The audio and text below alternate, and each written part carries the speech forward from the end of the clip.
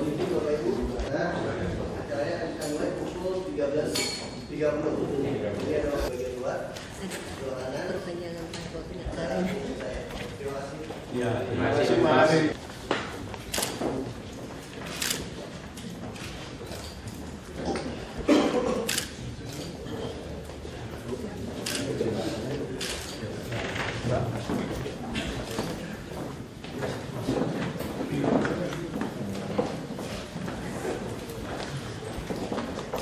Di balai kota. Ini dulu lantainya Pak Modibo ini. Dari wakil sampai jadi gubernur. Sekarang saya yang pakai. Mungkin silakan Pak. Sampaikan yang sesuai. Bismillahirrahmanirrahim. Assalamualaikum warahmatullahi wabarakatuh. Selamat siang, salam sejahtera untuk kita semua. Bapak Wakil Gubernur DKI yang kami hormati, kami banggakan, hadirin sekalian yang berbahagia. Pertama-tama kami atas nama pimpinan Lembaga Administrasi Negara dan Kementerian PAN menyampaikan terima kasih dan penghargaan yang setinggi-tingginya atas kesediaan Bapak menerima kami para peserta Diklat Reform Leaders Academy yang untuk hadir saat ini Bapak Ibu sekalian, dapat kami sampaikan bahwa sebelumnya kami sudah melakukan roadshow dan diterima langsung oleh Bapak Wakil Gubernur dan menyampaikan maksud dari diklat ini, dan inilah produknya Pak, ini hasilnya, hasil seleksi nasional, dan peserta ini sudah berproses dalam pembelajaran yang cukup lama, kurang lebih 3 minggu Pak setelah diklat ini dibuka. Pada kesempatan ini saya mohon izin Pak untuk sedikit memperkenalkan tim kami di dalam rombongan diklat ini. Para peserta didampingi oleh mentor, para fasilitator kita. Yang pertama Bapak Profesor Dr. Jamaluddin Ancok dari Universitas Gadjah Mada. Depan Pak. Yang kedua Profesor Dr. Gede Rake dari Institut Teknologi Bandung. Prof masih duduk depan semua nih Prof. Yang ketiga Profesor Dr. Franz Mardi dari ITB, dan yang keempat adalah Dr. Wisnu Brata dari Universitas Pajajaran. Bapak Ibu sekalian, pada kesempatan ini peserta diklat ini untuk angkatan yang pertama di Indonesia Pak diterima di tempat ini, dan perlu kami sampaikan bahwa pejabat publik yang pertama menerima peserta ini adalah Bapak Wakil Gubernur DKI Jakarta.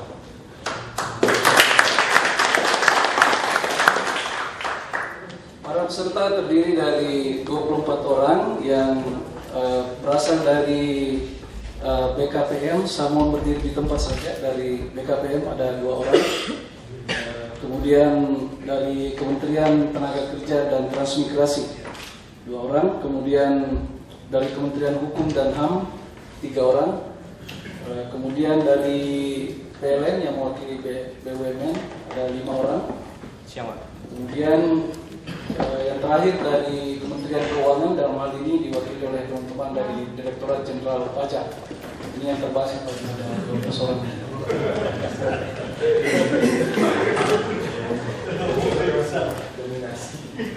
Pak Wagub yang kami banggakan, para peserta ini adalah peserta diklat RLA yang untuk angkatan yang pertama di Indonesia ini, itu tema diklatnya adalah Ease of Doing Business. Karena itu kami datang ke tempat ini untuk bertemu Bapak secara langsung dan juga memohon kesediaan Bapak untuk sedikit memberi pembekalan kepada para peserta kami. Dan perlu saya sampaikan Pak bahwa diklat RLA ini adalah yang pertama di Indonesia, dan diklat yang sama juga sudah dilakukan di Thailand dan Malaysia. Kemudian pendekatan dari diklat ini itu yang sangat berbeda selama ini. Kalau di Indonesia untuk aparatur negara itu diklatnya biasanya klasikal, Pak. Kalau ini perpaduan antara klasikal dan non klasikal, jadi ada on off kampus. Jadi mereka belajar, kemudian setelah itu kembali ke tempat kerja, melaksanakan tugas, itu kita sebut dengan breakthrough.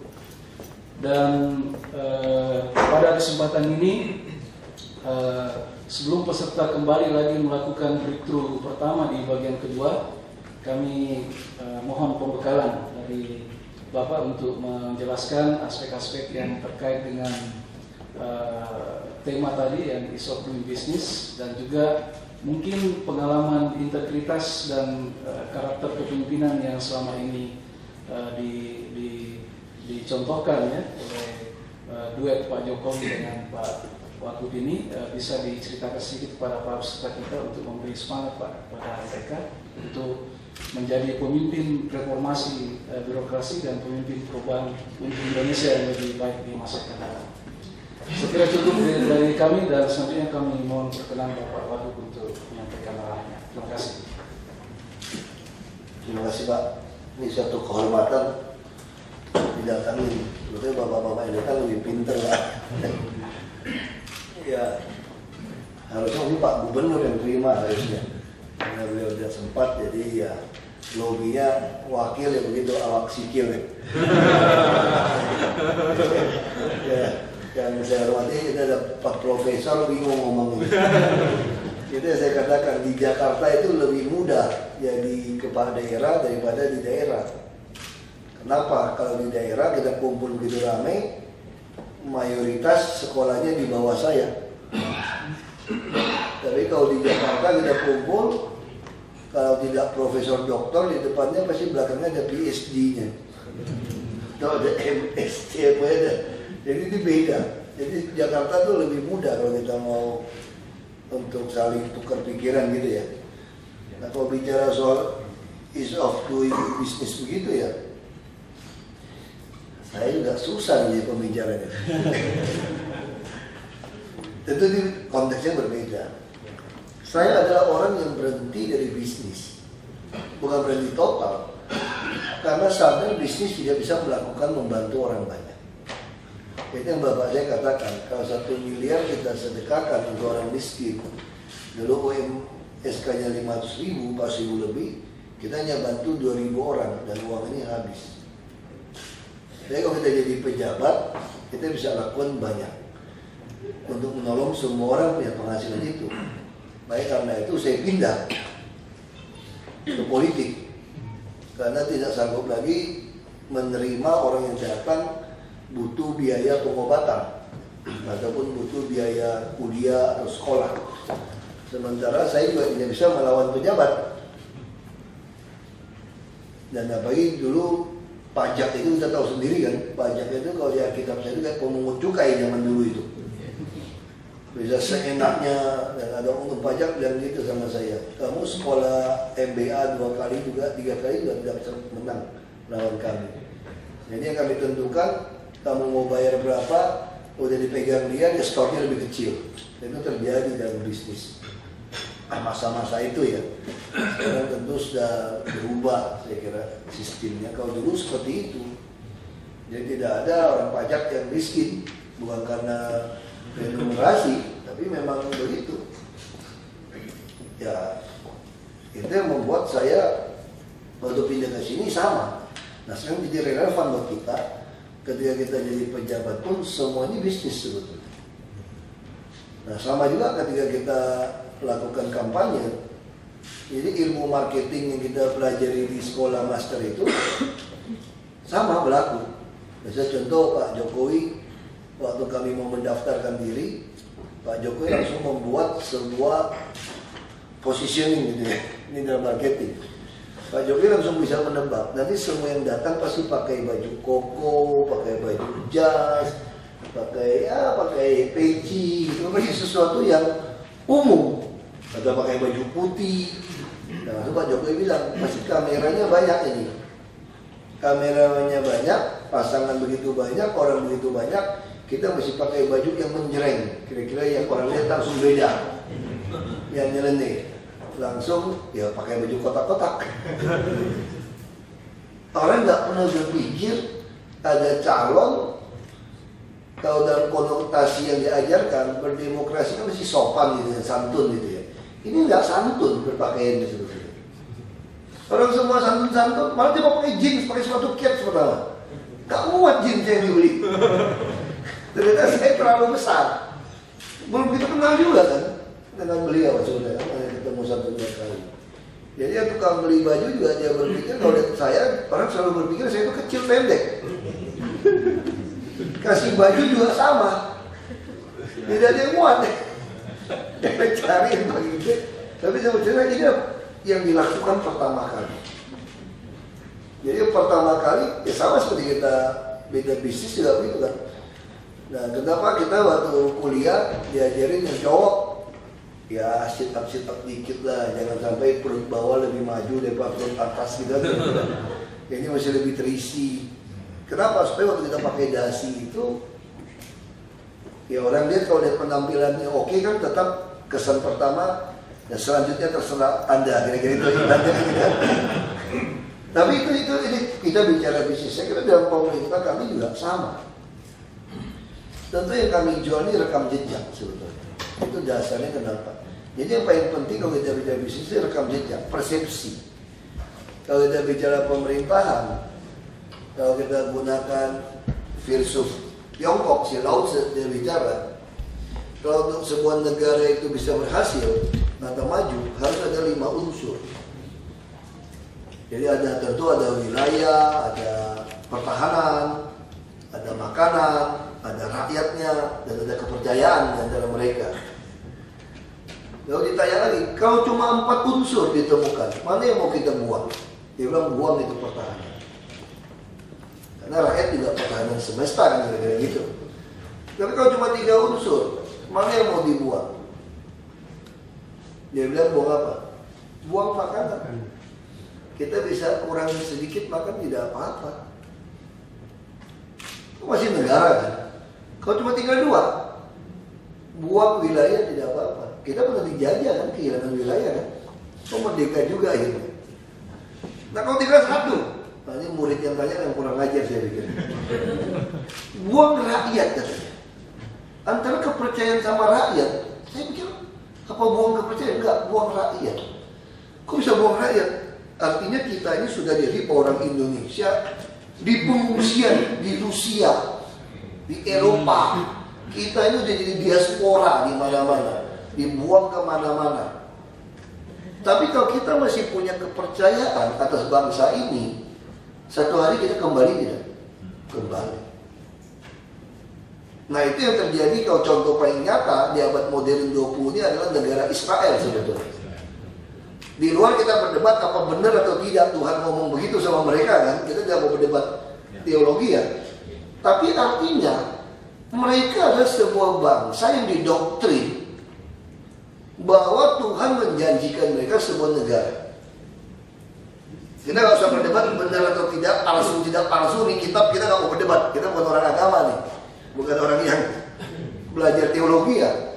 Tapi karena kepercayaan itulah maka mereka tuh satu hari kumpul balik lagi. Pada zaman itu orang sudah bilang ini orang Yahudi Eropa, Yahudi ini dibantai dari Nazi. Kenapa? Karena mereka percaya. Nah, kan dia balik ke kita. Kita bisa bayangkan nggak kalau kita tanya secara jujur, apa masalah utama bangsa Indonesia saat ini? Apa tidak ada wilayah, tidak ada pertahanan? Tidak, bagus semua. Kita tidak ada kepercayaan. Ya kalau tidak ada kepercayaan seperti ini bahayanya luar biasa negara kita. Kalau teori filsuf Lao Tzu ini masuk akal gitu ya. Jadi yang paling bahaya saat ini negara ini tidak ada saling percaya di antara semua elemen bangsa. Kita punya wilayah, pertahanan, makanan, rakyat, ada kita semua. Tapi kita tidak saling percaya. Ngomong apa saja bisa jadi masalah karena saling curiga. Nah inilah yang membuat akhirnya kita berpikir secara kalau berhubungan dengan bisnis, ya ini sama sebetulnya. Dia ketika partai Gerindra melihat pasar seperti ini, Ini kan pasar kan. Jadi pelajaran pertama kan kalau bisnis itu yang dijual kan rekam jejak. Produk itu kan rekam jejak. Supaya membangkitkan persepsi, membangkitkan kepercayaan kepada orang kan. Kalau orang udah tahu merek Toyota, keluar merek yang Ahok, orang pasti beli Toyota. Ya nggak jelas mereknya ini gitu. Nah kenapa? Karena kita punya layanan purna jualnya itu sudah teruji. Nah ini yang kita mau lakukan. Nah, sekarang balik itu yang pertama, prinsip pertama. Yang kedua ya ini, kita balik soal kepercayaan. Kita baca di Partai Gerindra waktu itu membaca situasi ini rakyat tidak percaya kepada siapapun. Jadi sebenarnya ada teorinya juga, teori Presiden ke-16 Amerika, teori Presiden Abraham Lincoln. Di situ dikatakan kalau Anda mau menguji karakter sejati seseorang, kasih dia kekuasaan. Walaupun kita tidak pernah dengar teori itu, tidak pernah baca. Tapi itu ada di benak kita. Siapapun mau jadi pejabat, sudahlah. Kalau sudah jadi nanti juga sama. Mau jadi pejabat aja ngomongnya bagus. Kalau sudah jadi sama. Tidak mau korupsi, nanti juga korupsi. Nah ini ada persepsi. Nah makanya itu Partai Gerindra akhirnya ini pemasaran ini kan. Kita bicara bisnis nih. Saya mau cerita dulu di awal ini bagaimana bisnis bisa masuk ke dalam politik, bukan soal politik uang. Bagaimana teknik marketing untuk partai politik kan tujuannya apa? Kalau dibuat sebagai perusahaan, tujuannya kan mendapatkan suara sebanyak mungkin. Sama seperti bisnis mendapatkan uang untung sebanyak mungkin kan. Dia partai politik ini sama sekarang. Dia ingin mendapatkan suara sebanyak mungkin karena itulah keuntungan yang dia mau raih. Nah sekarang dengan cara apa? Menjual kepercayaan. Ketika rakyat mengatakan semua partai akan meminta uang mahal, tidak ada partai yang mau memberikan kepada orang jujur, atau tidak ada kepala daerah yang jujur yang mau berkorban, mereka cari. Ini versi Gerindra. Ditemukanlah Pak Jokowi di Solo dan saya yang di DPR dan kebetulan pernah di Bupati di Belitung Timur. Lalu kami diundang. Disampaikan seperti tadi, rakyat sedang tidak percaya siapapun. Ini negara di bahaya. Pak Prabowo yang ngomong. Ya, soal beliau gimana saya tidak tahu, tapi beliau sampaikan. Ini tugas negara, Pak Ahok katanya. Harus ada orang yang membangkitkan kembali kepercayaan rakyat. Bahwa tidak semua pejabat itu jelek. Kalau hari ini kita mengatakan pejabat jelek, jumlah yang baiknya kurang. Bukan berarti tidak ada. Nah ini prinsipnya masih ada. Nah kenapa target di Jakarta? Karena Jakarta ini sama seperti pemasaran kan. Jakarta ini iklannya gratis. Hampir 70%-80% media itu meliput berita-berita di Jakarta. Jadi apa-apa yang kita lakukan di Jakarta ini akan membawa efek ke seluruh Indonesia. Nah ini taruhannya. Lalu bagaimana kalau kami tidak menang? Lalu bukan menang dulu. Bagaimana kalau kami tidak dicalonkan? Gerindra mengatakan tidak dicalonkan pun minimal sudah pernah mengumumkan bahwa ada yang bisa dipercaya di negeri ini. Kalau kalian tidak percaya, cari saja kelemahannya Pak Jokowi dan Basuki ini, cari saja. Nah ini sudah tantangan. Nah, saya kenapa rela dipecat, diancam dipecat dari Golkar DPR RI? Karena saya juga berpikir, saya menyelesaikan 5 tahun di DPR ini tidak ada gunanya. Tapi kalau saya dicalonkan, saya bilang iya, dipecat pun, ini memberikan keyakinan kepada seluruh rakyat bahwa ada orang yang percaya, tidak perlu uang mahal gitu kan. Nah ini yang kita sampaikan. Jadi prinsip bisnisnya gimana? Tentu ini sama, bisnis sama nanti fungsi dengan sebagai pelayan publik sama. Prinsip bisnis itu adalah bisnis yang panjang. Itu adalah mengusahakan kesejahteraan stakeholder, bukan shareholder. Jadi ketika kita memikirkan kepentingan orang banyak, kesejahteraan orang banyak, itu adalah kepentingan kesejahteraan kamu. Ini prinsipnya sebetulnya. Jadi ketika berpikir, ini demi orang banyak, udah gak apa-apa saya berhenti gitu. Ini adalah satu poin, ini prinsip bisnis sebetulnya. Selain rekam jejak, tentu kita ada kerja keras, kejujuran, segala macam. Kan kejujuran kan dibangun karena kepercayaan tadi. Tentu yang ketiga, bisnis yang berkesinambungan, yang dibutuhkan sustainable development, istilah kerennya kan begitu. Yang dibutuhkan berkesinambungan, yang dibutuhkan bisnis itu. Bukan hit and run, sekali pukul. Tapi bagaimana berkesinambungan ini? Nah dengan melakukan seperti itu, mau berkesinambungan, kita harus memikirkan kepentingan orang banyak. Karena kemudian orang banyak kemudian kita. Pada waktu itu belum bisa dicalonkan. Karena Gerindra hanya 7 kursi, PDIP harus gabung. PDIP agak goyang mencalonkannya waktu itu. Lebih cenderung mendukung Pak Fauzi Bowo. Dan kemudian Ibu Megawati berpikir juga, kalau namanya pengusaha yang pintar atau politisi yang pintar pun, dia bisa membaca kehendak pasar dan kehendak rakyat. Survei kami kalah sama Pak Foke survei. Kami kalah. Kalau di survei kalah. Kita lihat kok survei. Tetapi persoalan ini menjual. Ada yang jujur. Nah, tentu dicalonkan. Itu bagi kami sudah menang. Tidak menang pun sudah menang. Karena kami sudah dinyatakan oleh 2 partai malah dicalonkan sebagai calon. Dengan jualannya rekam jejaknya jujur ini, mau melayani. Tinggal kalian percaya atau tidak. Nah ini yang dilakukan. Nah begitu kami terpilih, tentu saja kami harus melakukan ini sebaik mungkin. Nah sekarang hubungannya apa dengan pelayanan kita, dengan PNS? Yang paling pertama adalah penerimaan PNS pun harus transparan dan bersih daripada suap menyuap. Nah kita bersyukur BKN waktu saya di Komisi 2 DPR RI, kita sudah ada program CAT yang Computer Analytical Testing itu. Karena sempat moratorium 2 tahun tidak jalan. Nah sekarang saya bersyukur saya jadi wagub bisa melihat sistem pelaksanaan ini. Jadi sistem harus kita bangun. Jadi kalau ada bangun ini, makanya ikut tes pun harus ada kepercayaan. Nah sama seperti Pak Bu, misalnya ada orang titip lewat partai untuk jabatan tertentu, jadi direksi atau komisaris di BUMD atau di SKPD eselon 2 atau eselon 3 atau eselon 4. Ini aneh-aneh nih kalau kami baru naik itu. Saudara kan ini biodatanya. Ini Pak Bu kan kalau saya nggak kasar kalau bicaranya ya. Pak Bu kan halus sekali gitu. Wong Solo gimana? Anak Babel sama Wong Solo ya beda gitu. Kita biasa di laut kayak orang Ambon kan mesti kenceng ngomongnya. Kenceng dan cepat. Kenapa? Karena ketiup angin nanti. Terlalu berisik. Jadi beliau betul lihat biodata, beliau begini, coret saja. Apa Pak? Coret saja. Oh jadi pejabat yang tidak pede, dia percaya diri.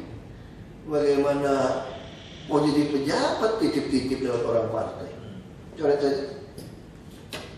Nah ini prinsip. Nah begitu kita lakukan seperti ini,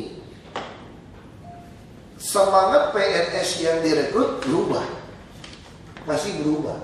Karena kami bukan soal suka tidak suka, ini betul-betul kinerja.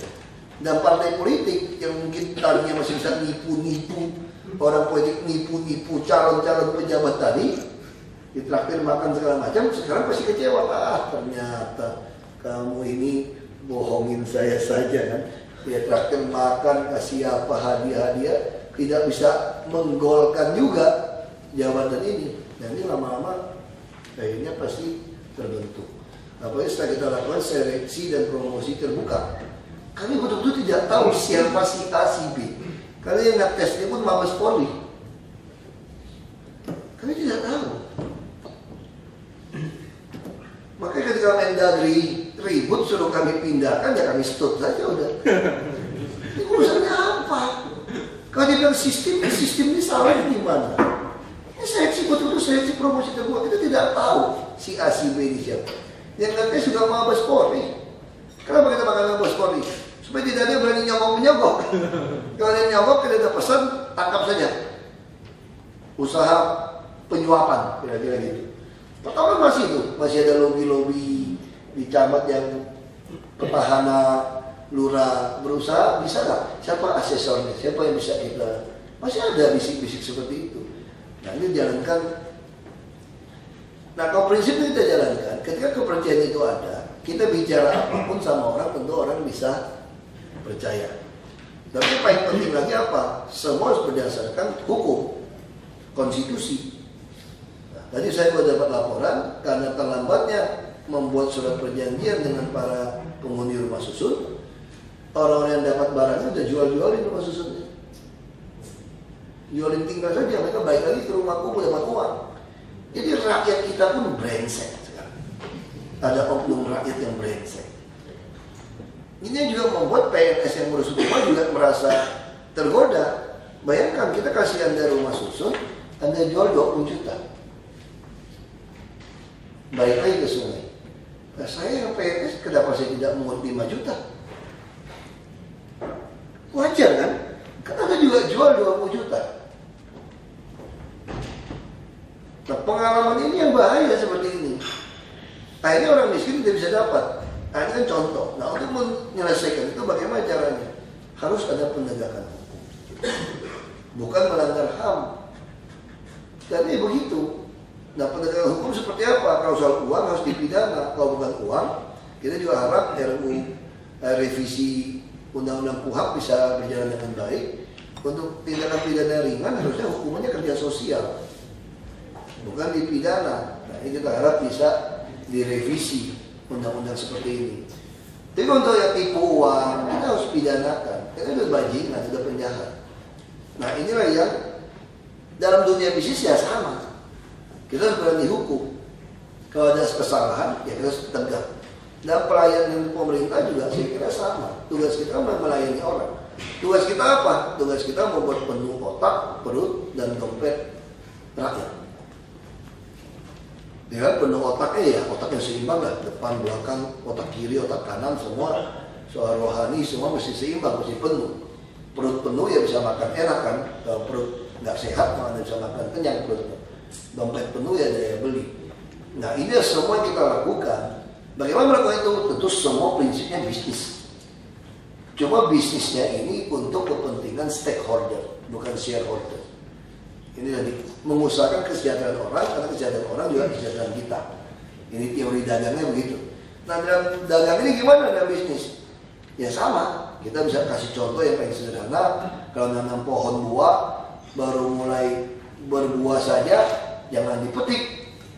Kalau tanam mangga, saya diajarkan, saya pernah tanam mangga juga, tanam yang banyak terus masem mangga saya. Kenapa? Karena begitu keluar buah kecil, maunya petik.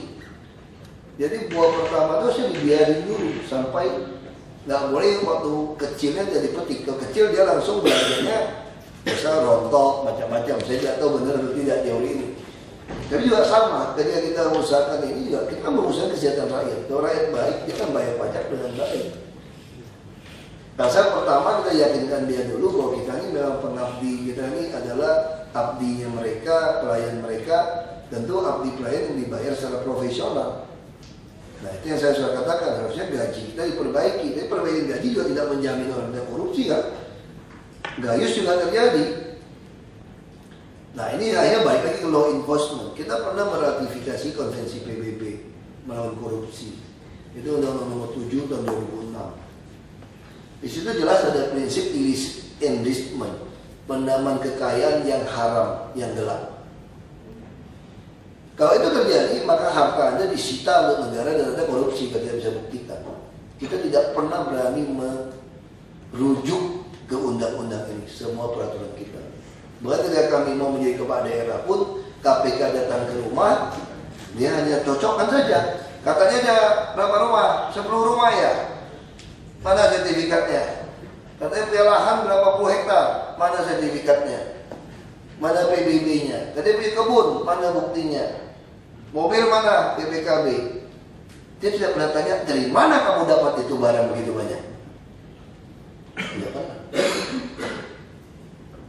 Nah, itulah kelemahan yang membuat terjadi distorsi ketika rakyat berhak memilih pemimpinnya. Kenapa bisa tidak mengikuti kesadaran rakyat? Karena yang dipilih ini bukan yang terbaik, tapi yang bisa yang pintar nyogok. Sebagai rakyat juga memang ada oknum brengsek yang mau uang kan. Yang punya uang yang menang di daerah cuma butuh 30%. Padahal teori sangat jelas, kalau kepalanya lurus maka bawahnya tidak berani tidak lurus. Nah, itu yang kita harus lakukan. Nah, pengalaman saya berbisnis, saya kurang gitu baik berbisnis sebetulnya. Kenapa? Karena suka berantem. Kalau nyawak menyokok udah saya ajak berantem aja udah. Udah capek ajak berantem aja udah. Sama oknum pajak pernah, dispenda pernah. oknum polisi pernah, oknum tentara pernah, bupati pernah, oknum gubernur pernah. Udah ada keliling. Nasib saya begitu ya. Misalnya masuk ke sini, ya tentu tutup. Nggak bisa ya. Tapi dalam berbisnis ada itu prinsip. Misalnya dari mana bisa dapat uang ya? Banyak orang yang susah mau bayar anak sekolah, bayar apa, kita nggak selalu bantu. Dibeli mau jual tanah yang murah, dia minta kita yang beli. Tapi kita berpikir ini tanah 3 juta kok, jual sama saya 4,5 juta. Saya butuhin 4,5 juta. Ya sudah, anggap nolong dia, kita beli. Atau anggap saya beli 10 tahun di depan, harga 10 tahun di depan. Ternyata tanah-tanah yang kita beli itu sekarang kita tidak pernah berpikir tanah naiknya luar biasa. Ya jadi kaya. Dan laporan harta saya kecil, ya tidak heran. NJOP di Belitung baru 3.000, 5.000. Yang dilaporkan ke KPK itu sesuai NJOP. Kalau 1 meter pasaran 300.000, NJOP hanya 3.000, ya jauh. Nah tapi kita udah cegat kalau dijual kan harus bayar PPh 5%. Di tempat rasa pun yang berantem tidak cari uang pun bisa kaya juga kan. Nah sama seperti contoh, saya mau membagikan pengalaman ini, kita tidak mengutamakan orang lain. Ini prinsip bisnis yang paling benar sebetulnya. Itu yang membuat kenapa perusahaan bisa bertahan begitu lama, karena prinsip stakeholder, bukan shareholder. Prinsip profesionalisme. Kenapa perusahaan Eropa di Amerika bisa panjang? Kenapa ke Asia itu pendek? Karena mental kita beda. Misalnya contoh, waktu pabrik saya lagi laku-lakunya, saya bisa untung 150.000 US dollar kira-kira per bulan. Ada yang mau beli pabrik saya 5 juta dolar dari Australia. Nah, kalau orang Asia apa pikiran? Tidak jual orang Asia. Saya tiap bulan untung 150.000. Kenapa saya mesti jual 5 juta kepada Anda? Kalau tahun depan untung 300.000, saya berapa jual kepada Anda? Ini pengaruh. Kalau Bapak bilang tidak jual, Bapak udah sekolah MBA. Saya sekolah MBA-nya masih kotaknya Asia. Jadi kalau lagi kaya ditawarin barangnya marah. Menghina saya, mau beli barang saya. Kamu kira saya miskin? Saya kira kan kalau orang Asia, kita begitu kan? Ya kan? Pasti marah orang. Dia orang kaya terus datang, mau jual nggak rumah kamu, mobil kamu? Oh, saya kaya, beraninya kamu. Kita tuh lebih sering nawarin orang tuh kalau dia mau miskin, dia susah duit, kita berani tawar tuh. Nah, kalau prinsip yang benar tidak seperti itu. Kenapa orang bisa go public? Saya dapatkan uang, ini juga bisa diawasi bersama dan dinikmati bersama perusahaan yang baik. Nah, harusnya kalau ditawarin lagi puncak-puncaknya, ya jual, nggak apa-apa, jual sebagian atau gimana gitu. Kita tidak. Ini mental yang ya didikan berbeda. Nah, tapi kalau kita berbalik lagi, contoh sama. Ketika saya sadar, kesalahan saya terbesar dalam bisnis adalah saya tidak mau membagikan saham saya ketika lagi puncak-puncak untung. Padahal lagi puncak untung itu harusnya berbagi saham supaya kreativitas semua lebih baik. Nah, sama seperti kita jadi pegawai, sama. Banyak pegawai itu pelit gitu, takut orang naik gitu, tidak mau turunkan ilmu. Padahal itu juga membuat kita jatuh akhirnya. Jadi kalau kita berpikir mau menurunkan ilmu, dia akan tolong kita kok. Kita pokoknya utamakan orang lain dulu. Ini kan sifat bangsa kita kan gotong royong.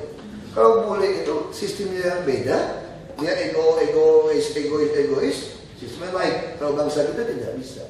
Bangsa kita tuh harus gotong royong, sistem gotong royong itu masing-masing mengutamakan orang lain sebetulnya. Kalau masing-masing utamakan orang lain, nah ini kita naik ini. Kita naiknya bareng. Nah ini konsep yang, nah saya contoh waktu saya putuskan, saya sebetulnya tidak mau ke Jakarta, saya mau pulang ke Babel di gubernur. Karena 2007 itu kalau dihitung kata orang saya sudah jadi gubernur, cuma dicurangin. Orang Bangka Belitung pada tahu. Suara saya masih menang 7.000, quick call dari DNIJA tidak berani di Metro TV. Karena dari jam 2 sampai jam 7 malam saya masih menang 7.000. Terus mati lampu. Habis mati lampu, tiba-tiba saya kalah 14.000.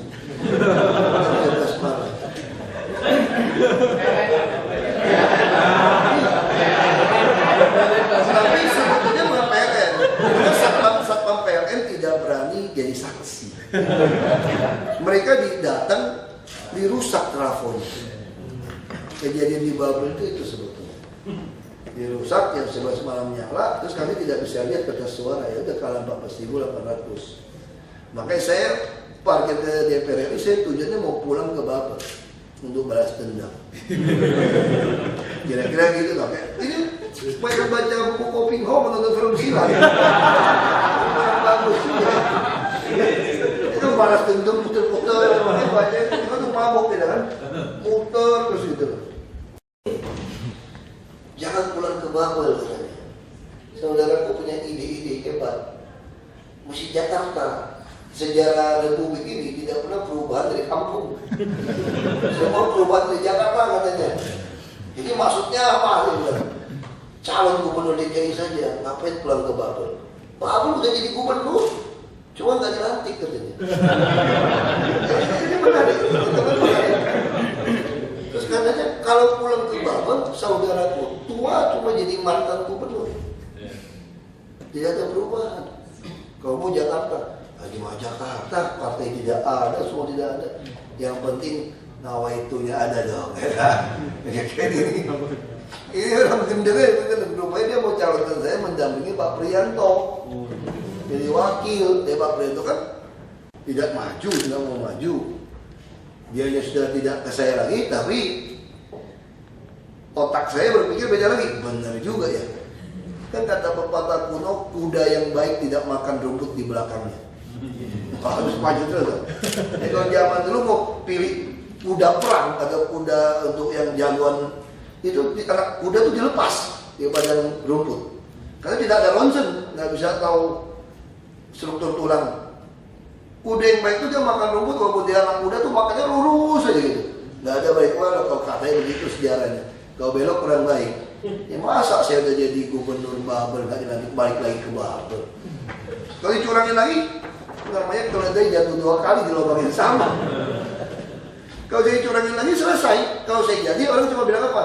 Oh itu mah sudah apa? Itu katanya memang jatah dia gitu. Tulis rumah sakit. Saya mau kecatat di Pak. Ya itu. Kayaknya saya berpikir, ya sudah Jakarta saja. Kumpulin KTP, kan gila kan? Terus gimana caranya? Rumah saya kurang besar kalau untuk jadi gubernur DKI. Rumah harus beli sebelah supaya dibesarkan. Mau jual? Nggak mau jual. Kita beli tanah, kita desain rumahnya gubernur. Ada ajudan, satpam, ruang pertemuan. Terus saya bikin.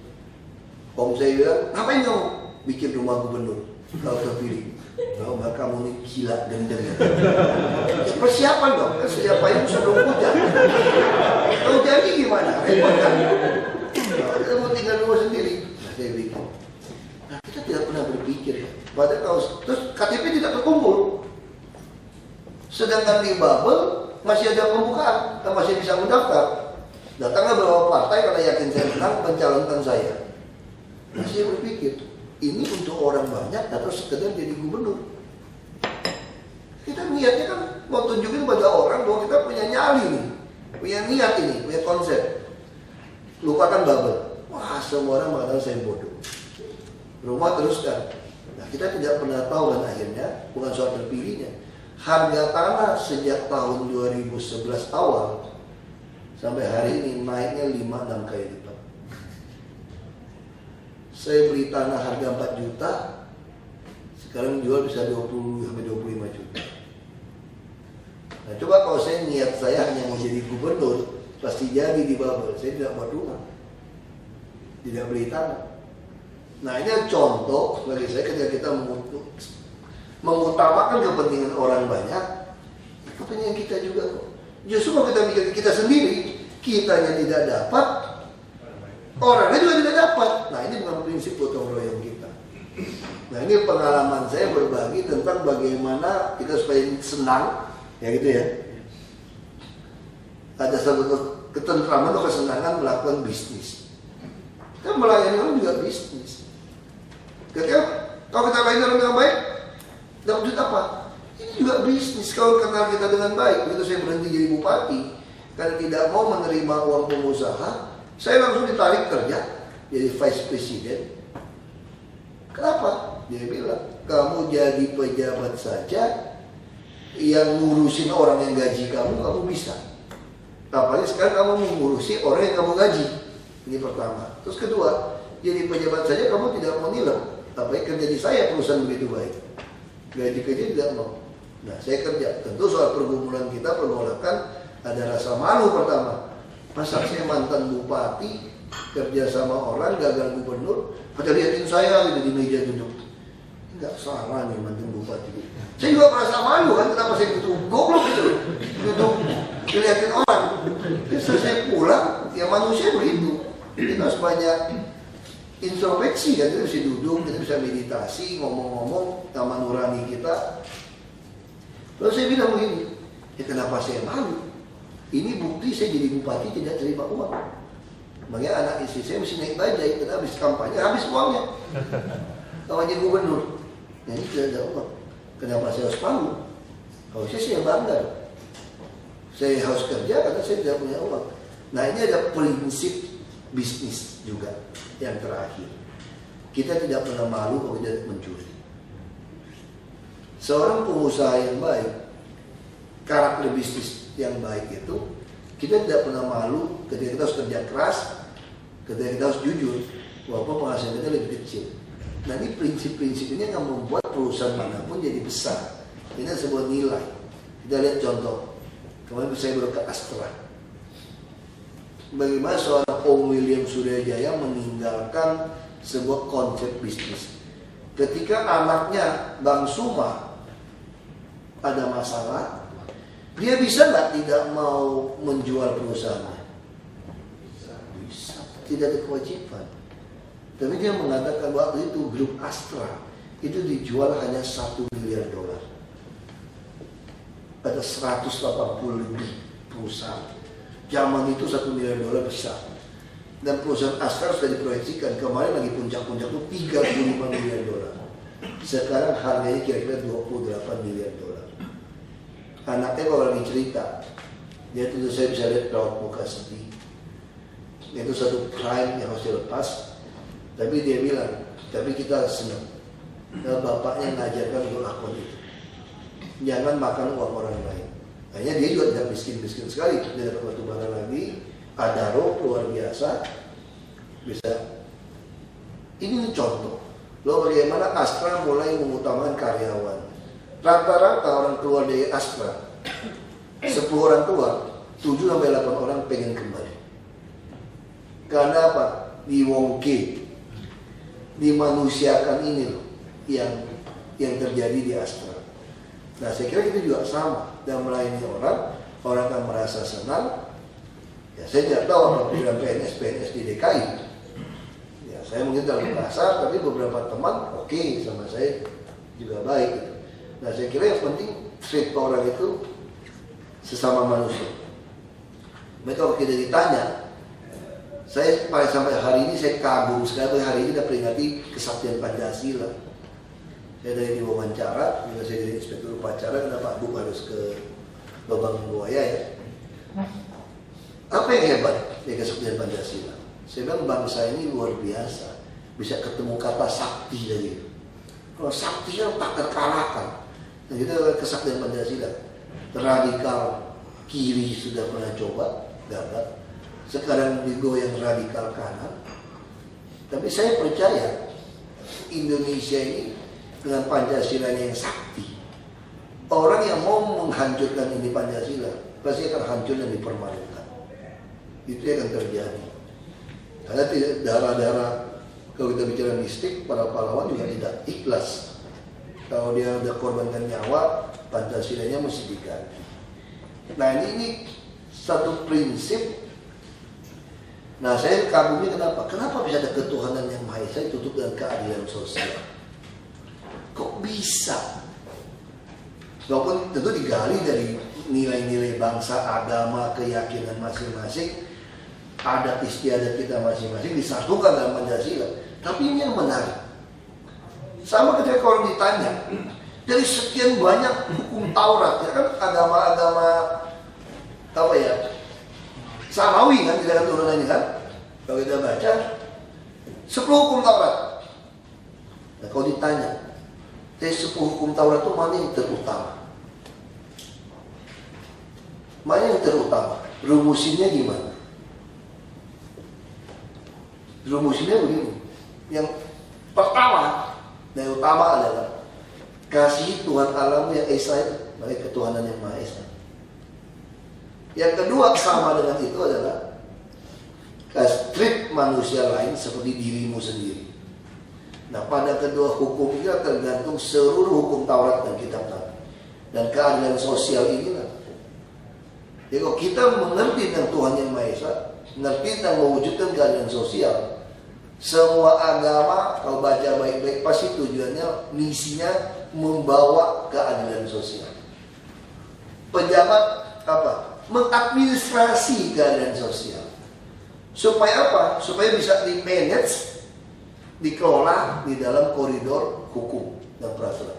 Jadi founding father kita ini luar biasa ciptakan konsep ini. Kalau Bhinneka Tunggal Ika itu ciptaan saya ngarang kayak kalau soal Bhinneka Tunggal Ika. Ngarangnya gini, kalau Amerika pita Bhinneka Tunggal Ika itu Iglurus Uno digigit paru saja. Jadi kalau dia makan lepas, udah mau matuk di mana? Burung elangnya. Kalau bangsa kita burung Garuda Pancasila kita genggam. Kalau dilepas, goyang ini burung, tidak ada pegangan. Jadi para founding father udah pikirkan ini dengan baik. Namanya saya sangat yakin kalau kita sebagai PNS, kita punya sumpah jabatan, kita punya macam-macam lah. Ada ikrar macam-macam. Kalau kita, saya juga nggak hafal, terlalu banyak kita. Tidak ada yang jelek, bagus-bagus. Nah tinggal sekarang kita mau balik ke sini atau tidak. Kalau kita mau balik ke sini, kita konsep gotong royong, bangsa kita kan jadi bangsa yang besar. Makanya baik negara lain itu ingin kita dipecah. Kan nggak ada bangsa yang begitu ramah, relatif baik. Tiba-tiba aja dirusak sekali. Kita ini punya dipekerti sekali. Kita ini bangsa yang baik. Ini bangsa negara yang baik dan potensi majunya luar biasa. Nah ini kita tidak kelola dengan pikiran bisnis, prinsip bisnis tadi, maka kita pasti bisa. Saya kira itu pandangan saya soal gimana kalau kita bilang doing bisnis sebagai aparatur sipil negara ini. Terima kasih.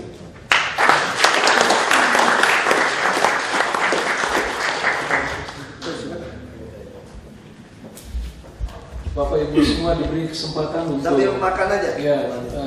Oh aja Prof, untuk depan ada meja lebih enak nih makannya Prof.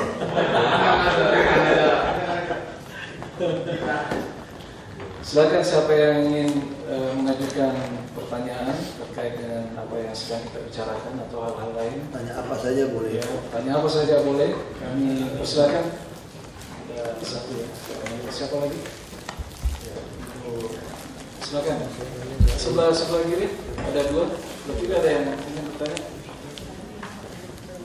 Dua dulu, silakan. Selamat sore Pak. Nama saya Hermanto Sembinggo Pak. Jadi kalau Bapak ketemu dan orang Medan, sekarang ketemu dan orang Medan juga. Tapi bagian dari Indonesia. Sangat menarik sekali Pak dengan apa yang sudah Bapak paparkan tadi. Dan juga kami selalu mengikuti sepak terjang Bapak di publik Pak. Jadi kami kadang-kadang melihat ada satu aksi heroik yang Bapak miliki ya. Ketika Bapak harus melakukan penertiban salah satu sekarang permasalahan di Jakarta adalah premanisme ya, kita lihat sekarang luar biasa sekali dan kita lihat dan saya mendengar sekarang Tanah Abang aman Pak. Jadi ini adalah suatu aksi-aksi heroik yang dimiliki oleh seorang pemimpin di negeri kami.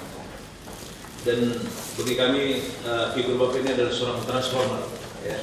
Jadi kami melihat bahwa seorang pemimpin transformer itu adalah orang yang berani bertanggung jawab dan berani mengambil risiko untuk membuat sejarah di negeri. Jakarta adalah satu kota, apapun yang terjadi di Jakarta ini akan didengar oleh seluruh Indonesia.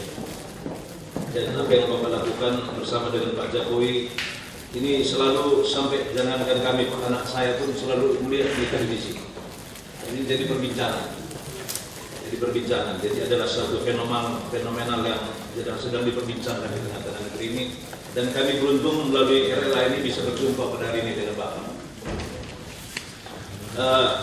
Sekarang kalau kita lihat tadi, satu hal yang saya lihat yang Bapak sampaikan tadi adalah betapa Bapak sangat memahami Pancasila itu sebagai way of life, sehingga kami melihat bahwa Bapak ingin menerjemahkan bagaimana Pancasila itu diterjemahkan di dalam birokrasi, di dalam mengantarkan bangsa ini untuk mencapai tujuan negara seperti yang tercantum di dalam pembukaan Undang-Undang Skop 5 dan ini walaupun skop DKI. Jadi ini adalah satu hal yang luar biasa, satu hal yang menjadi satu pelajaran buat kami semuanya, di mana nilai-nilai Pancasila ini ternyata ini menjadi satu pandangan dan satu way of life yang Bapak miliki. Dan kemarin ada statement Bapak malah kepada Pak Menteri Dalam Negeri bahwa dia tidak Pancasilais. Jadi ini adalah suatu keberanian seorang transformer untuk membawa perubahan di negeri ini, berani berbeda demi sebuah kebenaran. Bapak Gubernur yang kami hormati, Wakil Gubernur yang kami hormati, kami melihat begini Pak. Jadi karena kami melihat ini bahwa Korea Pak, kami mempelajari bahwa kita sama-sama pernah dulu korban perang, ya. Kita dijajah oleh Belanda, dijajah oleh Jepang, mereka juga pernah dijajah oleh Jepang. Jadi dalam kurun waktu yang berbeda, kurun waktu yang sama mereka menjadi salah satu negara nomor 13 terbesar di dunia, dan juga menjadi salah satu negara yang nomor 1 di dalam teknologi informasi. Nah, jadi kami mendengar bahwa salah satu yang mendasari mereka adalah mereka memiliki patriotisme. Ya, patriotisme. Jadi kami mohon Pak supaya nanti bagi barangkali untuk kebutuhan generasi yang akan datang, kami mohon supaya nilai-nilai patriotisme ini bisa diwariskan di sekolah-sekolah yang ada di seluruh DKI ini, baik tingkat SD, SMP, dan SMA. Dan satu lagi Pak, mungkin terobosan-terobosan Bapak yang untuk mengatasi banjir, macet, dan urbanisasi di Jakarta ini barangkali kami juga ingin dengar, dan bagaimana birokrasi Jakarta ini untuk menyelesaikan persoalan ini. Terima kasih Pak. Terima kasih Pak. Terima kasih Pak Wakil Gubernur yang kami hormati. Saya Betty Pak dari Kementerian Hukum dan HAM. Mungkin Pak saya perlu gambarkan dulu, kami di kelas belajar itu juga ada kelas simulasi. Selalu kami membayangkan ada semacam PR kami, bagaimana sih Indonesia ini 10 tahun ke depan gitu. Kami membayangkan, waktu fasilitator kami bertanya, bagaimana negara kita sekarang ini. Mungkin semua dari kami ada yang berkatakan, pemimpinnya tidak punya integritas, tidak jujur, KKN, dan macam-macam lagi. Sehingga kita membayangkan Indonesia itu mau jadi apa. Tapi tadi dari pengarahan Bapak tadi, ada benang merah yang kami dapat bahwa perlu kejujuran, sehingga itu sepertinya menjawab pertanyaan kami. Kita sudah bertindak, berjujur, paling tidak walaupun saya kalah, tapi saya sudah pernah diajukan sebagai orang yang jujur. Tadi itu pengakuan Bapak, dan Bapak tadi bilang kita harus sebagai pelayan yang tidak memikirkan diri kita sendiri, tapi lebih memikirkan orang banyak. Yang mungkin Pak supaya ada juga semangat buat kami dalam semacam perubahan di tempat di mana kami kerja. Kira-kira apa yang baru bikin, misalnya seperti kita lihat dulu sebelumnya DKI, saya kebetulan Pak tinggal di Pasar Minggu. Kalau saya naik taksi dari Kuningan ke Pasar Minggu itu, mohon maaf saya tidak mau katanya. Tapi sekarang lancar sekali Pak. Kira-kira apa ini, misalnya tadi Bapak juga menyinggung law enforcement. Kira-kira apa yang Bapak langkah-langkah apa juga tadi kan banyak kendala. Tapi bagaimana cara Bapak merubah kendala ini menjadi suatu peluang? Mungkin itu Pak yang saya tanyakan, mungkin ditambahin pertanyaan. Terima kasih Pak. Siapa lagi? Ya, silakan Pak.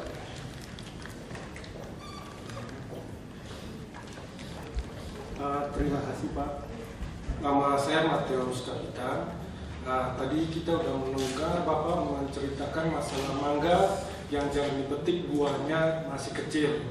Nah, dalam rangka usaha berbisnis, apa tindakan Bapak di dalam pelaksanaan kita sehari-hari karena banyak orang yang mau berusaha tetapi perizinannya susah. Kemarin kita pernah dengar ada orang yang mau membuka potong rambut, dia harus membuka izin sampai 9. Nah, kira-kira pendapat Bapak gimana? Terima kasih, Pak. Yang soal izin, memang kalau kita belum bisa pelayanan terpadu satu pintu tidak bisa. Jadi kita harapkan itu nanti kami lagi merancang perdanya, bisa pakai elektronik, bisa dipakai ke semua kantor, mau di kantor lurah, camat segala macam. Anda mau usaha potong rambut, nanti setiap yang ngajukan usaha potong rambut yang keluarkan izin bisa berbeda. Jadi sistemnya yang diinginkan Pak Gubernur seperti bank.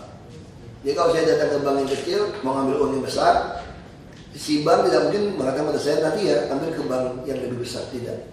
Dia hanya minta otorisasi dari bank yang besar untuk dikeluarkan. Nah itu yang akan kami lakukan. Kami sedang siapkan perdanya ya, sampai dari mau usaha potong rambut, tinggal datang ke kantor lurah terdekat, Pak Lurah yang harus kurus. Sampai di mana? Hari apa harus datang? Tanda tangan siapa? Bisa Pak Lurah, tidak apa-apa. Tapi Pak Lurah dapat izin dari yang berwenang untuk berikan. Nah, kami lagi siapkan elektronik surat, elektronik naskah, sampai elektronik untuk lelang, termasuk juga musrenbank. Nah, kita lakukan seperti ini. Nah, ini kita lagi siapkan. Infrastruktur sekarang sudah tarik fiber optik sampai seluruh kecamatan. Rencana kami ingin sampai seluruh sekretariat RW itu ada infrastruktur internet. Karena kita bicara kota, infrastruktur terpenting itu adalah bukan tol yang buat macet juga, tapi internet sebetulnya, jalur-jalur fiber optik. Nah itu akan kami sedang siapkan. Jakarta Timur kita melakukan uji coba, memang kita terkendala dengan perda yang belum siap. Kami sudah usulkan draftnya. Ya tadi yang Pak Hermanto, ya singkat aja, terima kasih Pak. Kalau yang menceritakan banjir macet, ya ini dua kombinasi yang sedikit bermasalah. Misal contoh kita punya pola transportasi makro. Di situ kita harus menyelesaikan 15 koridor busway. Nah 3 koridor ini adalah jalan layang. Ciledug, Blok M kita mau perluas sampai ke Warung Buncit. Nah kita tahu kalau bangun jalan layang seperti kasus Kasablanka, JLNT, Kampung Melayu, Tanah Abang, macetnya dikutukin orang tiap hari. Nah terus ada 12 atau 16 ya lupa, jalan sebidang dengan kereta api. Ini harus dibuat layak atau underpass, terowongan. Kalau bangun itu juga yang begitu sempit, macet tidak? Macet juga sama. Mau bangun MRT lagi, macet tidak? Macet juga. Dan ini semua proyek bisa habisnya 3-4 tahun. Sedangkan masa jabatan kami ini kan 5 tahun, sisa 4 tahun. Kalau dihitung, nanti kalau dilakukan semua, Jakarta tambah macet, bapak-bapak, ibu-ibu di Jakarta pasti tidak mau pilih kami. Ya kan? Tadi kan janji bohong kan? Tapi begitu yang baru terpilih, dia menikmati itu. Nah, di sinilah letaknya saya bilang mengusahakan kesejahteraan orang lain itu tadi. Nah, Pak Gubernur saya putuskan, sekalipun kami tidak dipilih, tapi pola transportasi makro ini harus kita selesaikan. Sekalipun nanti yang Bapak Ibu pilih adalah orang lain, ya nggak apa-apa. Minimal kita selesaikan. Kalau tidak akan selesai. Itu yang menyebabkan berpuluh-puluh tahun ya seperti ini. Karena kita berpikir untuk yang penting terpilih kembali. Nah, sedang kami berpikir tidak terpilih kembali, kami tidak peduli. Nah, banjir juga sama. Semua tahu teorinya. Kalau dari utara, ya harus bikin bendung karena tanah kita sudah 2,8 meter di bawah dari muka laut lagi pasang. Kalau hujan besar, 13 sungai utama hulu akan masuk dari selatan. Gimana caranya? Ya sudah bikin bendung, pasang rumah pompa yang dari sini harus normalisasi 13 sungai, waduk-waduk didalamin untuk mencegah airnya tidak cepat ke laut, jadi sumber air. Itu teori mudah. Kenapa Jakarta tidak digali? Jakarta ada 660, 64 atau berapa sungai-sungai saluran kecil-kecil semua, termasuk sungai-sungai ya penghubung kecil seperti kalau lihat peta geomorfologinya istilahnya itu seperti ranting pohon, ranting-ranting pohonnya seperti itu. Apa yang terjadi?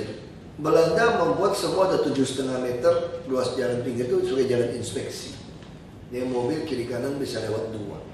Tapi yang terjadi semua jadi rumah orang disewa-sewain. Bahkan sungainya pun udah didudukin pakai, dan PLN nyambungin PLN lagi sama rumah-rumah sendiri. Hasil PLN kan dia ngajukan, ya kita sambung lah. Terus kebakaran tuh Pak, kan bukan urusan kami instalasi dalam rumah. Kami hanya sampai di luar rumah. Rumah-rumah petak begitu, kalau orang listrik ngerti kan kalau kabel begitu kecil. Orang perumahan, ruko saja ada yang kebakar, meninggal karena kontraktornya mungkin nipu. Yang tembaga, tahu-tahu itu adalah aluminium di sepu tembaga. Ya kebakaran Pak. Panasnya juga tidak kuat. Ada apartemen juga begitu. Kabel begitu besar dan dalam itu aluminium. Di sepu tembaga, bukan tembaga. Gimana tidak kebakaran? Kebakaran begitu sudah ngecek ya betul. Dipotong. Nah ini soal kejahatan yang berbeda. Bagaimana cara mengatasi ini? Nah di situ konsep Pak Gubernur, visi misi kami adalah kita ingin jadikan Jakarta ini kota modern. Dan modern yang tertata rapi.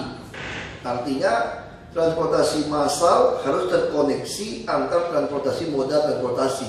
Pola transportasi makro harus jalan. Namanya sistem ini harus apa? Tertata rapi, ducting yang seperti sekarang. PLN pakai selokan kami buat kabel listriknya. Telkom juga. Ya hujannya buntu dong, sampahnya numpuk. Di bawah selokan tuh kabel gede-gede. Punya PLN, punya Telkom, punya fiber optik. Ada lebih gila lagi. Dia cuma buka 5-10 cm fiber optik ditanam terus keluar kabelnya. Ini gimana? Nah ini mesti tertata rapi. Tertata rapi juga mesti mengusir semua tinggal di pinggiran sungai dan waduk. Tetapi manusiawi. Makanya kami sedang menyiapkan rumah. Kami sedang memplot, kami mau bangun 100.000 unit rumah susun. Dijualin juga 20-30 juta. Karena masuk akal juga secara manusiawi kan. Dia bilang saya dari lahir sampai 67 tahun tinggal di pinggir sungai Pak dan tidak ada uang. Sekarang saya tinggal di rumah susun, ada yang nawarin over namatin 30 juta. Ya lumayan, saya dapat 30 juta balik ke sungai nggak apa-apa, dari lahir di sungai. Manusiawi kan? Mungkin dia bisa bikin 5 juta di semen, beli keramik, beli toilet-toilet bekas di pasar rumput. Dia bikin buka voucher, mungkin bisa kawin lagi kalau dia bikin 30 juta. Ini kan manusiawi kan? Nah maka kami harus bilang ada dipidana 6 tahun. Kita mau proses. Ribut tidak? Ya pasti ribut. Nah kalau soal baik ribut tidak, ini sesuatu yang berbeda lagi. Bahwa yang berani segala macam. Nah, saya mau cerita tentang kapal penumpang di tengah ombak besar. Tiba-tiba ada nenek-nenek kecebur ke laut. Lalu anak buah kapal melemparkan pelampung dan tali untuk menyelamatkan sang nenek. Ini nenek nggak bisa gapai itu pelampung. Anak buah kapal juga nggak mau terjun, nggak tahu bahaya ombak besar. Anak muda yang berani terjun. Begitu terjun, dia menyelamatkan dirinya, terus menyelamatkan sang nenek. Begitu naik, semua kan berani kan. Sampai di atas dek, anak muda bilang, siapa yang dorong saya tadi jatuh? Jadi Pak Jokowi dan saya itu mungkin adalah anak muda itu Pak yang dorong. Yang dorongnya mungkin salah satu bapak ibu juga yang bisa. Ini yang masalah ini yang masalah gitu. Tapi yang jelas kalau udah kecebur, ya soal kalian menyelamatkan diri, ya menyelamatkan orang lain lah. Ya kenapa tidak gitu. Jadi kami ini bukan pemberani sebetulnya. Cuma tiba-tiba udah kecemplung gitu. Ya sudah. Kita menyelamatkan diri saja. Nah ini situasi yang kita hadapi untuk soal itu. Banjir macet. Itu gimana tadi kata perlu kejujuran, berani bertindak, kiat-kiat gitu ya. Lalu law enforcement itu tadi saya katakan. Tentu kami bukan pemberani, tapi ada prinsip yang harus dilakukan ketika melakukan law enforcement, menegakkan peraturan hukum ini. Pertama, kami tidak boleh takut mati. Karena setiap keputusan yang kami lakukan, kalau Jakarta gampang saya cerita tadi. Semua persoalan, solusi lengkap kajiannya. Profesor banyak, dokter banyak, PhD banyak, kita tanya. Kita sampaikan sesuatu, kalau beliau nganggut-nganggut, berarti lolos disertasi dan dapat kita kan, gitu kan. Kita ajak ngomong kan, ngajak ngomong, undang, kita sampaikan konsep kita, dia terima, berarti oke. Kalau tidak terima, ya kita jadi murid private. Murid pribadi kita dengarkan, nah jadi gampang Jakarta. Yang perlu di soal eksekusi, setiap yang kita putuskan, ini akan menyenggol oknum merarat sampai oknum konglomerat. Di dalam ada oknum aparat, oknum teknokrat, oknum birokrat, ada semua. Oknum rakyat juga ada, yang di backing dari mereka. Nah kita harus berani putuskan. Nah ini soal mati saja. Nah kalau soal mati, saya sering dengar ceritanya Bang Yos. Kalau lagi di timur-timur, dengar suara Fredrin nembak, dihitung. Ini jenis senjata ini 1 menit muntahin berapa peluru. Kalau kita lari, pasti ketembak 2 orang kira-kira gitu. Ya udah lari, sampai sana belum di absen. A, B, C nggak ada, berarti dia yang ketembak. Gampang. Nanti kata Bang Yos, kalau belum ajalnya kamu, lari 10 kali juga nggak kena kamu. Nah, semalam saya belum makan sama Pak Luhut Panjaitan udah lama. Saya dikasih orang marga Panjaitan dari Medan. Ya, potong babi, ikan mas. Lalu dikasih Panjaitan. Dia ngomong begini menarik. Waktu perang dengan Timur juga sama. Dia lagi duduk, ngumpet ini. Gak tahu kenapa tiba-tiba dia pindah. Lalu ada orang yang tukang bawa porter ini pindah ke situ. Hanya selang beberapa menit, detik dia bilang, bukan menit tadi. Duduk. Tiba-tiba tok tembak itu. Puk, yang sebelahnya jatuh. Coba kalau dia tidak pindah, tapi dia udahlah. Hidup dia begitu. Maka saya juga percaya seperti itu. Kalau ditentukan mati, nggak mungkin mati. Tapi kalau ditentukan mati, kita khawatir juga tetap mati juga kan? Sudah, nggak usah khawatir. Tapi perlulah beli asuransi. Ya supaya istri anak, jangan kan katanya orang bijak meninggalkan warisan kepada anak cucu, kira-kira gitu kan? Ya, kita tinggalin. Terus kalau nggak mau dikremasi ya pesan sama istri kan, sama anak, sama keluarga. Kalau saya mati jangan dikremasi gitu loh.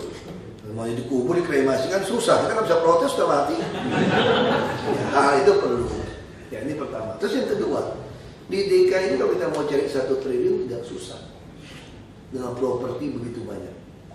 Kalau puluhan miliar lah belum. Nah kalau kita deposito 1 triliun, nggak usah deposito, ketangkep nih PPATK tangkep. Beli apartemen aja sewain, apartemen naik terus. Sekarang banyak sekali oknum pejabat boleh tukar duitnya beli apartemen. Karena apartemen juga naik, sewain juga bunga lebih tinggi daripada bunga deposito dan tidak ketahuan. Bisa pakai nama siapa-siapa, beli lagi. Saya bukan ngajarin cara nyolong duit ya, tapi ini yang terjadi. Makanya setiap pembelian barang-barang ini semua harus ada jelas dia siapa. Nah saya lagi mau menghubungkan yang beli barang ini dia bayar nggak pajak. Saya bisa sampaikan ke orang-orang pajak ini. Beli mobil, beli apapun cocokkan NPWP-nya berapa, dia sudah bayar atau tidak. Saya minta itu harus dilakukan di Indonesia. Sehingga orang bisa ketahuan. Nah sama bisa UI itu pintar sekali loh Pak UI. Jadi kalau habis tes, anak pintar, disuruh kirim apa tuh Pak? Kirim biaya listrik rumahnya. Listriknya itu apa? Golongan apa? Dia punya dayanya berapa? Kok daya listriknya gede? Langsung udah bayar 80 juta kalau tesnya masuk. Karena orang mampu. Kalau nggak mampu nggak mungkin listriknya sampai 15.000 watt gitu loh. Tidak mungkin. 3 ampere ya 3 ampere 3 fas. Nggak mungkin orang listrik pakai 3 fas. Nah itu gampang. Nah kita harus berani mengkombinasikan ini nanti untuk mencegah ini. Dan kita harus berani non-cash transaksi. Itu yang dilakukan dari seluruh dunia. Dia transaksi lebih dari 10 juta tidak bisa. Semua harus bank ke bank. Tidak ada orang tarik uang kontak begitu banyak. Nah kita harus mulai. Tapi saya yakin bangsa kita satu hari yang ke situ. Nah itu tadi yang paling mengkhawatirkan itu adalah kalau dapat 1 triliun deposito tuh 5 miliar lebih sekarang sebulan. Saya Kristen bisa pura-pura jadi pendeta. Tapi bawa Lamborghini, Ferrari gitu. Terus bilang diberkati Tuhan. Yang Islam bisa pura-pura jadi ustadz yang top, yang hebat gitu kan. Jumlahnya banyak. Nah, saya punya teman cerita, ada temannya punya istri 7. Wah, cerita yang tidak berantem. Oh gampang, satu orang kasih 500 juta saja tiap bulan. 3,5 orang kaya. Kalau kita punya 5M bisa 10 dong istrinya. Kalau 7 masih sisa 7 lumayan. Senin, Sabtu, Selasa, Rabu, Kamis, kemarin. Pas. Kan mungkin itu pikirannya gitu kan. Tapi maksud saya itu godaan yang paling bahaya. Nah kalau dua ini bisa kami selesaikan, Jakarta tidak ada masalah. Tidak takut mati dan tidak ingin dapatkan uang. Jadi ada pepatah Tiongkok lagi nih, saya suka baca buku-bukunya filsuf yang tua-tua. Dia bilang begini, pejabat jenis apapun kamu tidak perlu takut, selama dia masih mau terima uang Anda. Kalau dia sudah tidak mau terima uang Anda harus mulai takut. Nah itu yang Pak Jokowi dan saya lakukan di Jakarta sekarang. Ini harus takut. Supaya kamu mulai takut, ya kayak gitu. Kita teror Anda supaya kamu mulai takut. Bahkan makan pun dia bilang nggak usah kamu bayar, saya bisa bayar. 5 juta saya bayar, 20 juta saya bayar. Uang operasional besar, 0,15% dari PAD. Makanya bingung tuh makanya. Jadi yang punya ijazah nyangkut, ku bayarin aja kalau yang udah sih. Bayarin aja terus rumah sakit kan. Oh oke, saya ada tamu lagi. Saya masih akhiri nih, mau tidak mau dengar pendapat lagi. Ini namanya itu taktik politik save by the bell. Nah yang nanya repot nanti. Baik Bapak Ibu sekalian, sebagai ungkapan rasa syukur dan terima kasih kita, ya kita sama-sama mendoakan Bapak Jokowi dan Pak Basuki senantiasa diberi kekuatan, keberanian dan keteguhan hati untuk memimpin masyarakat di khususnya di DKI dan bangsa ini menuju ke Indonesia yang lebih baik di masa yang datang. Kita beri aplaus untuk beliau. Terima kasih. Assalamualaikum warahmatullahi wabarakatuh. Ada sedikit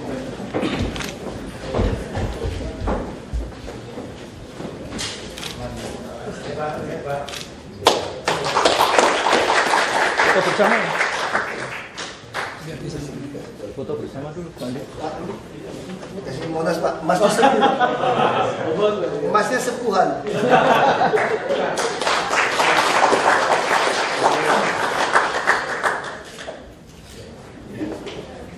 Sebentar nih, saya langsung ya. Mau foto? Foto bersama. boleh satu di sini saja atau Bapak di Mungkin sebelah gini, situ. tadi yang duduk terus balik ke sini, foto dari sini. Iya. Ke sini lagi. Balik ke belakang ke kanan. Oke. 1 2. 1 2.